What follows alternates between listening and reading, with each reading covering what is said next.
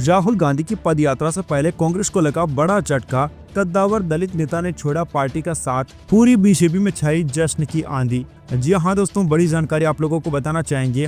कांग्रेस ने बिहार में एक दलित चेहरे को आगे बढ़ाया, प्रदेश का कार्यकारी अध्यक्ष बनाया। कांग्रेस के सीनियर लीडर रहे हैं, 6 बार के विधायक रहे, राबड़ी सरकार में मंत्री भी रहे। ये कह के निकल गए कि कांग्रेस को अब मेरी जरूरत नहीं है। जाहिर तौर पर हम अशोक राम की बात कर रही हैं।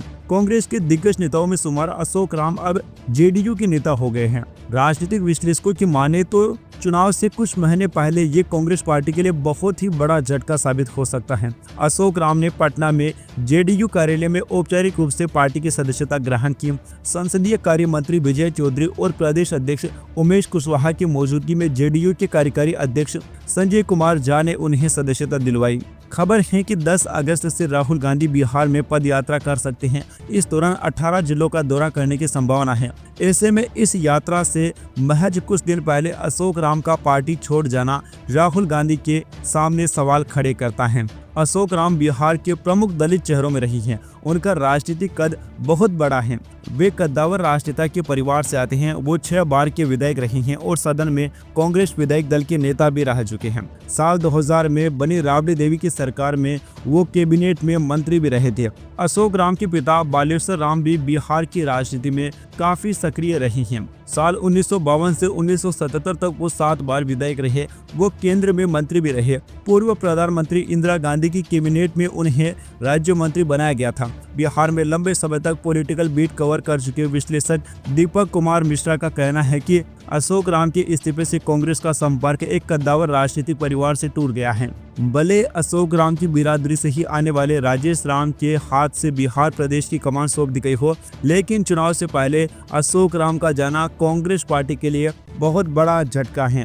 कांग्रेस का दामन छोड़ते ही अशोक राम ने बड़ा बयान दिया है। कहा कि लालू यादव बिहार में कांग्रेस को खत्म करने में सफल रहे। उनके बयानों में कांग्रेस से उनकी नाराजगी भी स्पष्ट रूप से सामने आई। उन्होंने कहा, कांग्रेस को अब मेरी जरूरत नहीं है। पार्टी अब नेहरू राजीव गांधी के दौर की नहीं रही। अशोक राम ने कहा कि कांग्रेस पार्टी का पूरा परिदृश्य बदल गया है। राजनीतिक विश्लेषक रविंद्रनाथ तिवारी का कहना है कि अशोक कांग्रेस में खुद को हाशिए पर धकेले जाने से खपा चल रहे थे। वो बिहार कांग्रेस प्रभारी कृष्णा अल्लाबुरु से नाराज चल रहे थे। अशोक राम ने यह भी कहा है कि उन्हें पहले ही पार्टी छोड़ देनी चाहिए थी। अशोक राम ने कांग्रेस पर उन्हें दरकिनार करने का आरोप लगाया। कहा कि पिछले लोकसभा चुनाव में मुझे किनारे कर दिया गया, घर बिठा दिया गया, एक बार पूछा तक नहीं गया। कम से कम पूछना तो चाहिए था ना। उस वक्त टिकट बाहर से आए व्यक्ति को दिया गया, ये तो अपमानित करने जैसा है ना। वे बोले, मुझे उसी समय कांग्रेस पार्टी छोड़ देनी चाहिए थी।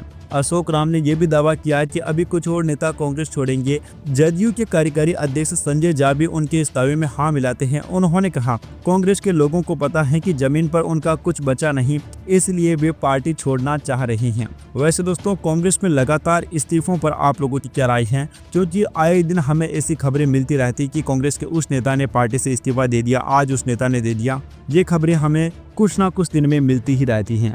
Subscribe now and press the bell icon. Never miss an update.